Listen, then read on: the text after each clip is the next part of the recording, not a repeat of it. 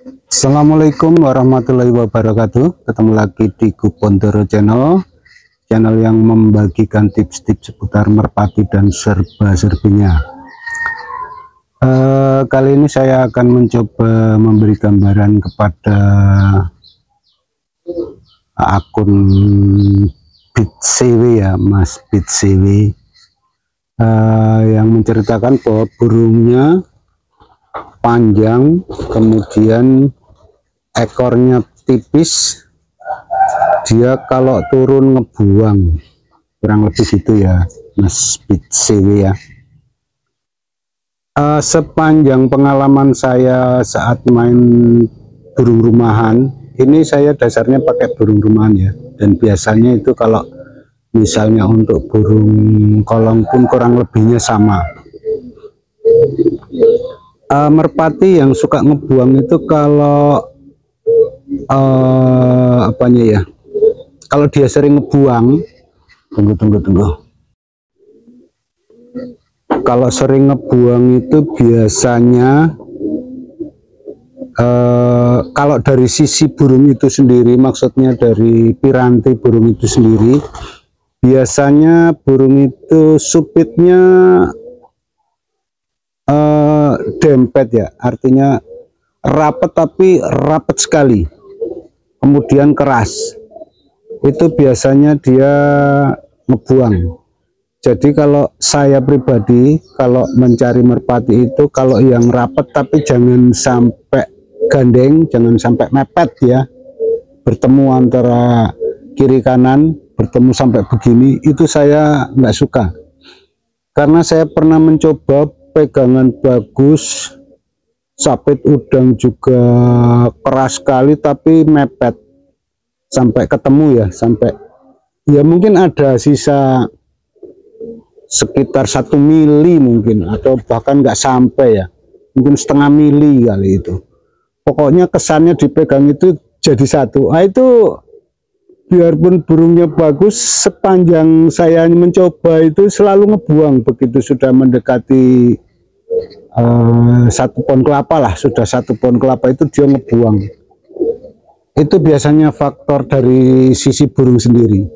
Kemudian dari sisi latihan juga bisa, kemudian dari sisi mental juga bisa. Artinya waktu pelatihan dia ketika misalnya kalau untuk rumahan nggak giring, dilepas kemudian ngebuang, kita coba terus begitu. Artinya kita latih terus saat dia nggak giring ngebuang. Kalau saya ketika merpati itu sudah memenuhi kriteria, dia nggak terlalu rapat sekali, artinya nggak sampai ketemu ya ujung-ujungnya itu,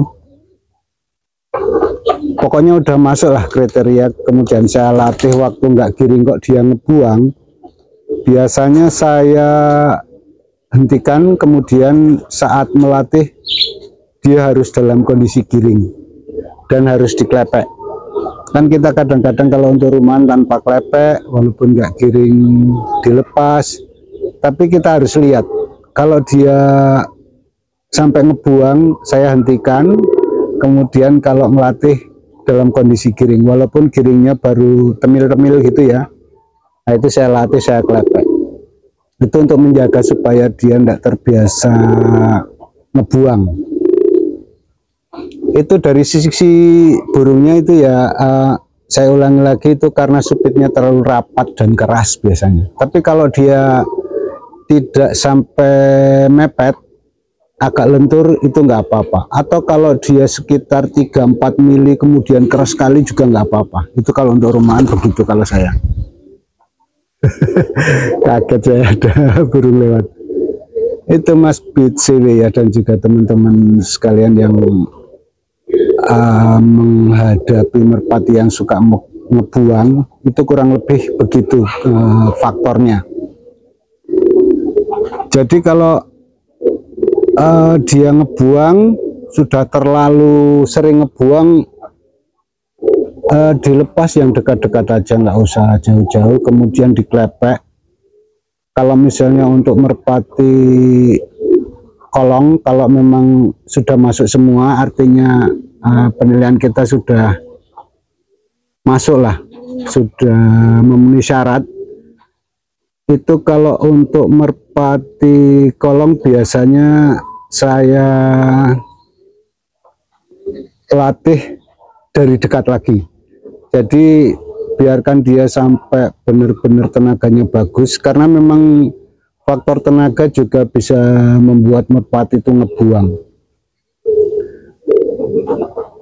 Jadi semua itu pada akhirnya bisa mempengaruhi kinerja burung kalau saat kita sudah membiasakan ya.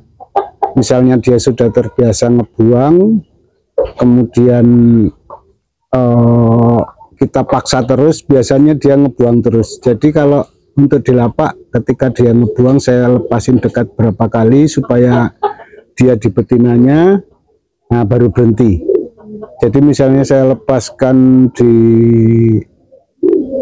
bendera 3 misalnya ya, kemudian 1 lepasan, 2 lepasan, 3 lepasan nggak ngebuang, yang keempat ngebuang, nah itu saya langsung berhenti. Nanti dilepaskan dekat, misalnya sekitar 100 meter. Biasanya kalau ngebuang nanti dia mencolok di sangkrip.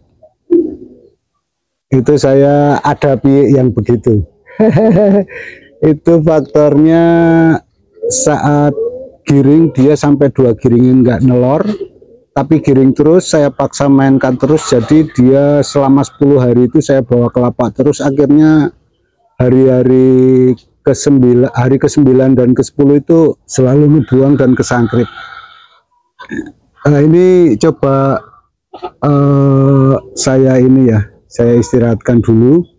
Nah, juga faktor betina dan giringan kalau untuk di kolong burung itu, karena walaupun giring ya sudah 10 hari dia udah nggak mau ke betinanya lagi. Makanya mungkin ya karena dia betinanya nggak bertelur, udah lama sekali nggak bertelur. Itu kadang-kadang saya ganjil tapi dia nggak mau angrem.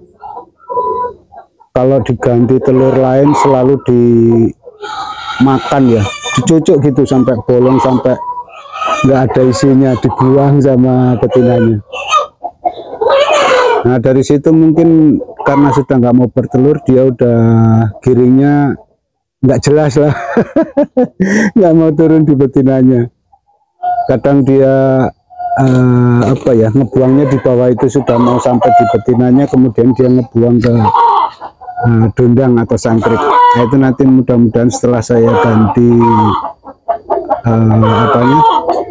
betinanya, mudah-mudahan dia nggak nyangkrip lagi. Nah kemudian kalau yang nyangkrip punya saya itu, yang tadinya saya jadikan toser kemudian nyangkrip, saya ngobatinnya pakai jamu mas. Pakai jamu yang ada seorang teman yang meminta saya untuk mencoba. Sebenarnya saya sih yang minta, saya coba, saya aplikasikan ke merpati itu yang warna tritis, tritis ya kalau itu ya, walaupun bukan tritis batu, megan tritis kalau orang Jawa bilang, tapi megannya seimbang sama tritisnya, jadi kesannya tritis kayak tritis batu gitu, tapi ada semu megannya. Nah itu setelah saya jamu pakai itu, dia juga udah nggak pernah ngebuang lagi. Walaupun pada awal-awalnya karena adaptasi dia selalu ngebuang malah di atas, tapi ketika di giringan kedua dia sudah bahkan udah nggak pernah nyangkrip. Dulu nyangkrip terus, pakai betina apa aja nyangkrip terus. Sekarang kata yang lepek itu bawaannya juga keras ya, bawaannya kasar sekali ya, nggak kasar sekali, kasar rapi tapi lebih cenderung ke kasar lah, nggak kasar sekali. Maaf ya tadi saya salah bilang, dia gitu ya. Teman-teman saya bilang, wah ini malah ini bawaannya lumayan kasar, ini kasar lah gitu deh. Itu saya ada jamunya nanti. Itu juga kebetulan betinanya nggak nelur itu ya teman-teman, dan juga Mas CW, Mas Bit CW. Itu nggak nelur, saya latih juga sampai 11 hari bahkan. Akhirnya di hari-hari terakhir itu dia selalu nyangkrip, kadang nggak bidding. Mungkin ya faktor terporsir ya. Ini betinanya kebetulan ada teman yang berminat. Betinanya sebenarnya dia bertelur, cuma mungkin masuk pada fase stagnan. Biasanya dia rajin bertelur.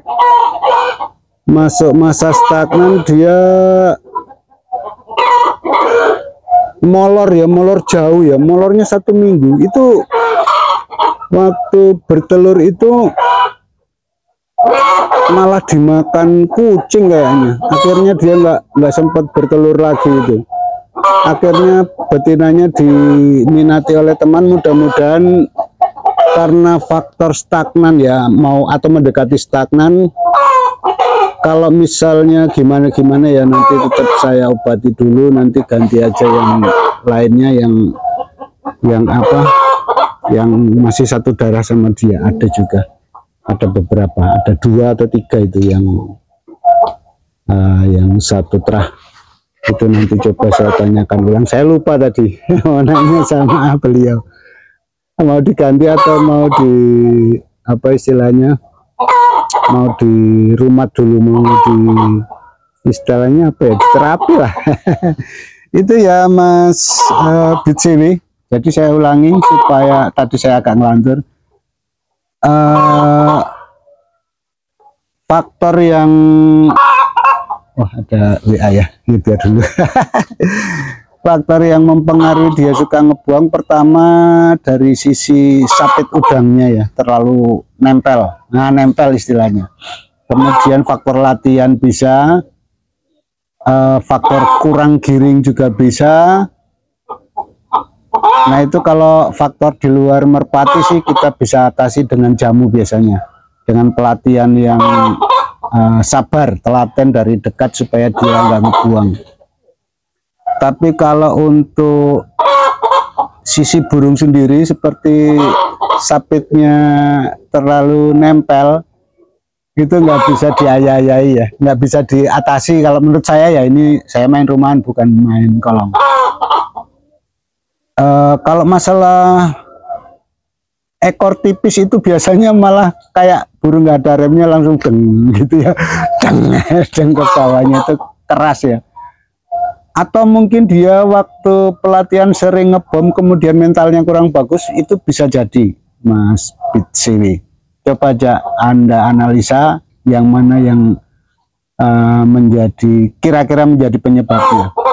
Kalau supitnya terlalu nempel atau nempel kemudian keras sekali, itu sudah nggak bisa diatasi. Kalau untuk pelatihan, kalau belum terlalu parah, bisa dinaikkan tenaganya dulu, karena itu biasanya kurang tenaga.